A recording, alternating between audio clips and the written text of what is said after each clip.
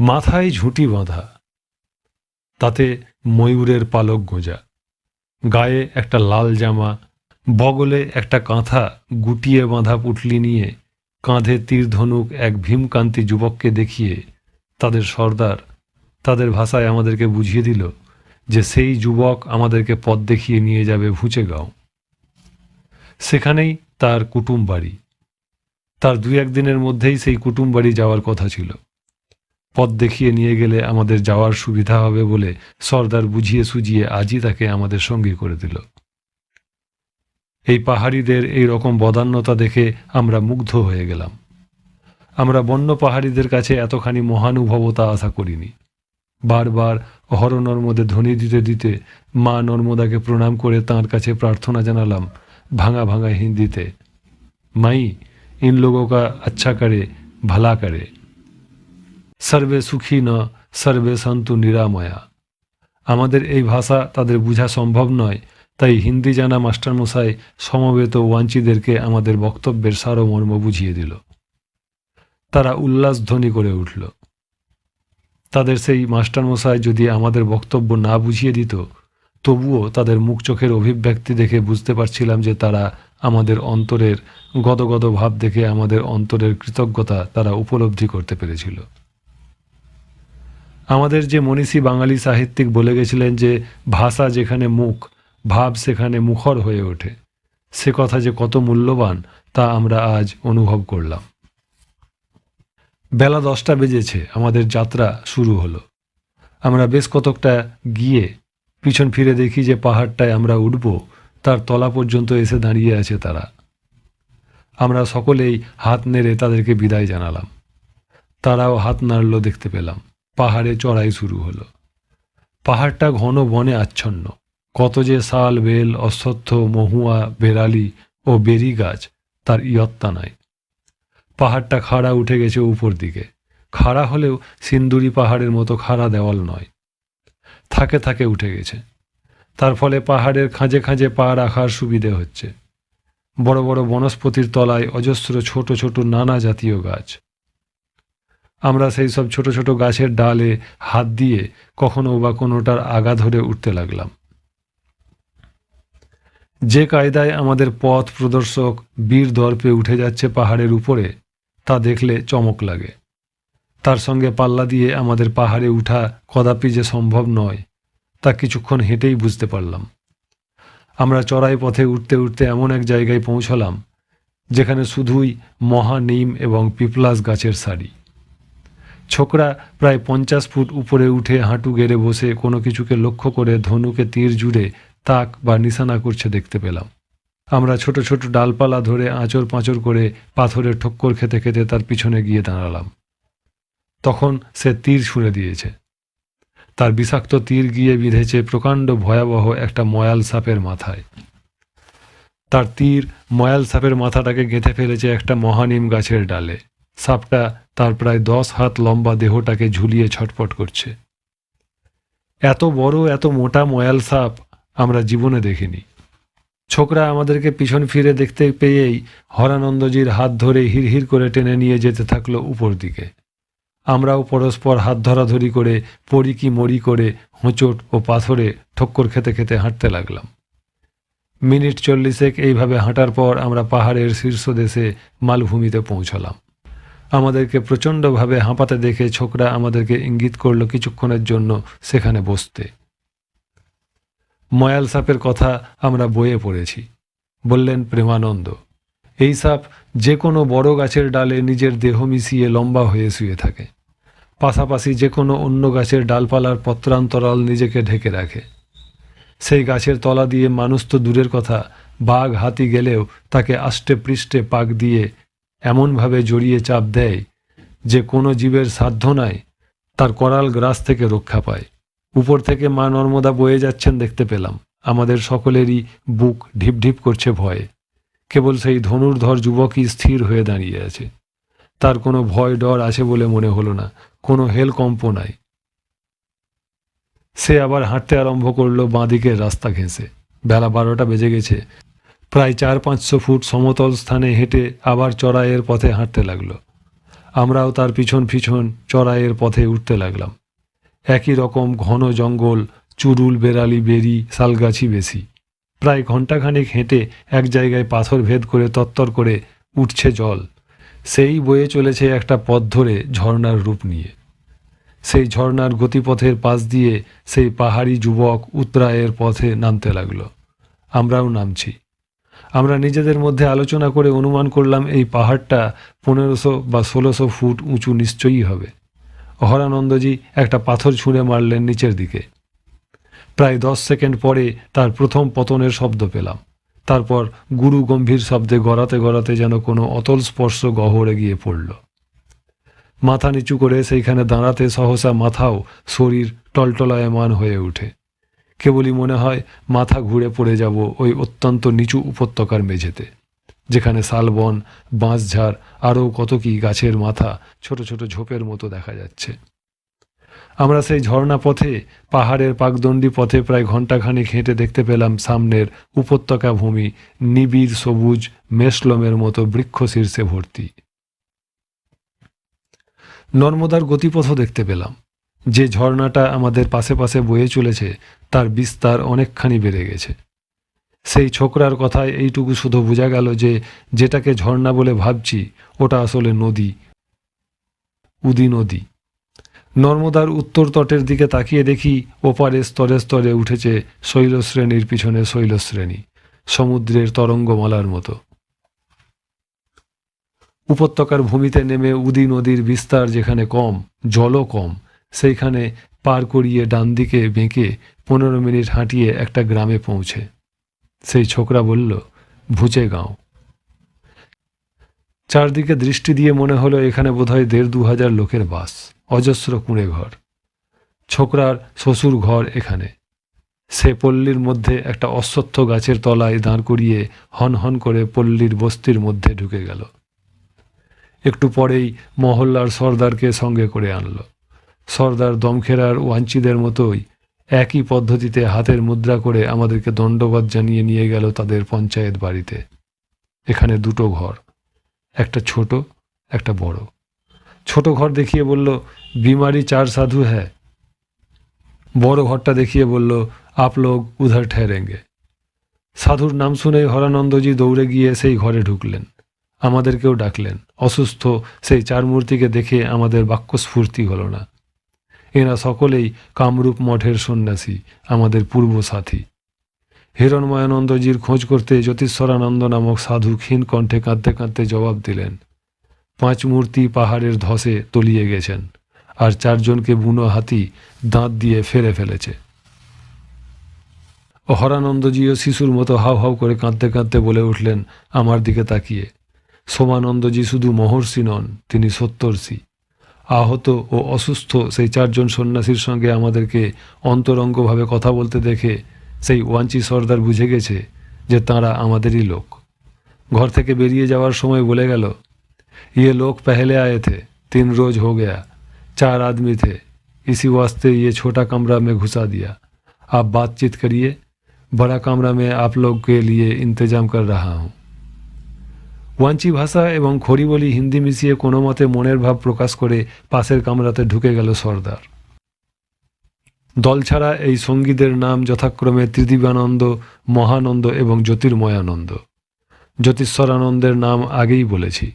মহানন্দ এবং জ্যোতিষ্বরানন্দ কাঁদতে কাঁদতে জানালেন, আপনাদেরকে ছেড়ে ডেহেরি সঙ্গমের কাছ হতে ডেহেরি নদীর পাশে যে পর্বত, হিরণময়ানন্দজির নির্দেশে সেই পর্বতে চড়াই পথে প্রায় 4 ঘন্টা হেঁটে দুর্গম অরণ্য পথ, বড় বড় গাছপালা এবং কাঁটা ঝোপ অতিক্রম করে পর্বতের চূড়ায় উঠে আধ ঘন্টা বিশ্রাম করে মিনিট 15 হাঁটার পর আমরা একদল বুনো হাতির মুখে পড়লাম। চারদিকে এমন বড় বড় পাথর এবং ঘন সন্নিবিষ্ট বড় বড় গাছ যে পালাবার পথ পেলাম না। আমরা এই 4 জন 4টে বড় বড় পাথরের আড়ালে আশ্রয় নিয়েছিলাম। উন্মত্ত বড় দাঁতালো হাতির দল বৃংহন ধ্বনি তুলে 4 জন দণ্ডী সন্ন্যাসীকে দাঁতে করে ফেরে ফেলল। হিরণময়ানন্দজির সঙ্গে আর 4 জন প্রাণের ভয়ে ঊর্ধ্বশ্বাসে দৌড়াতে গিয়ে পার্শ্ববর্তী একটা পাহাড়ের ধসে অজান্তে পা ফেলে হুড়হুড় করে গড়গড় শব্দে তলিয়ে গেলেন প্রায় 2000 ফুট নিচে। পাথরের আড়ালে থেকে সেই হুর হুর গুড় শব্দ প্রায় 3 মিনিট কাল ধরে শুনলাম। আমাদের করবার কিছু ছিল না। কিছুক্ষণ পরে বুকের ঢিপঢিপানি থামতে কোনো মতে পাথরের আড়াল থেকে বেরিয়ে এসে দেখি 4 জন দণ্ডী সন্ন্যাসীর দেহ ছিন্ন ভিন্ন হয়ে পড়ে আছে।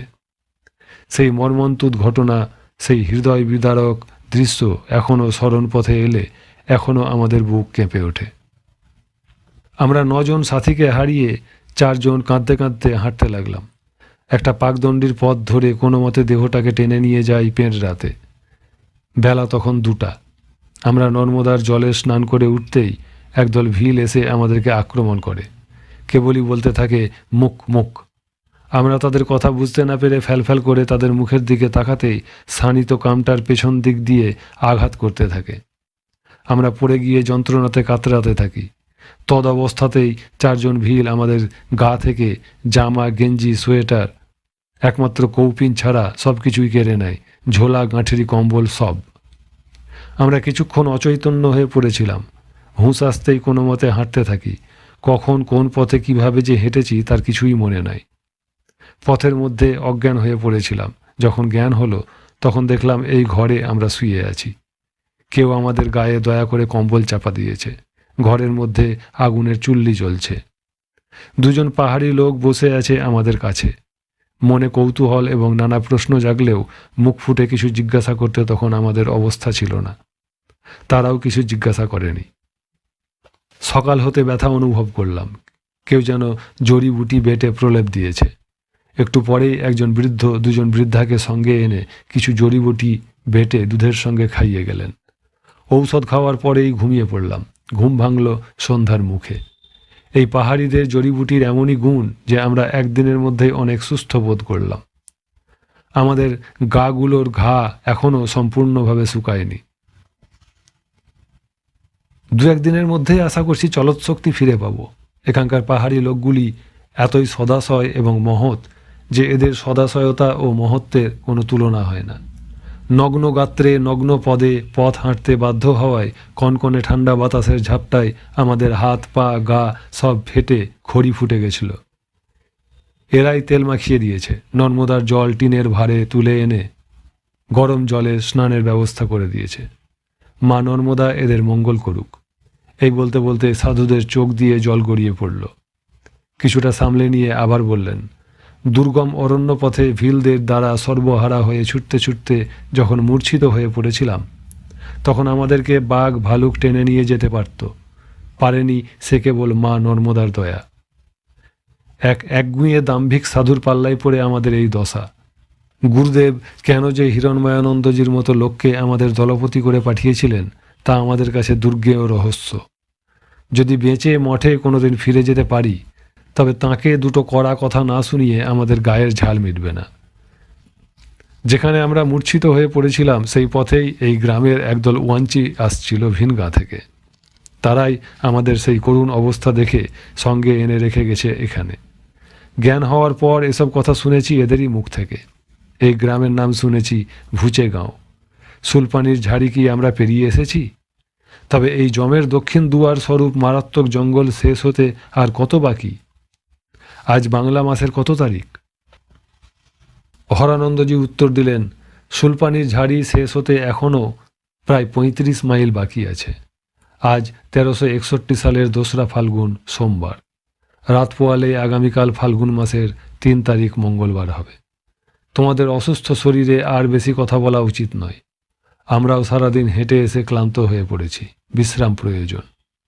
আবার আমরা যে মিলিত হতে পেরেছি এটা মা নর্মদার বিশেষ কৃপা। কাল সকালে দেখা হবে আবার। এই বলে আমরা স্বামীজিদের ঘর থেকে বেরিয়ে এসে পাশের বড় ঘরটাতে এসে ঢুকলাম। ঘরে ঢুকে দেখি ঘর পরিষ্কার করে 2টি কাঠের চুল্লি জ্বালা হয়েছে। আগুনের তাপে ঘর গরম। ঘরের বারান্দাতে 2 কুঁদা গরম জল। এই দুর্গম জঙ্গলে হাত পা মুখ ধুতে যে গরম জল পাবো এটা কল্পনাতীত।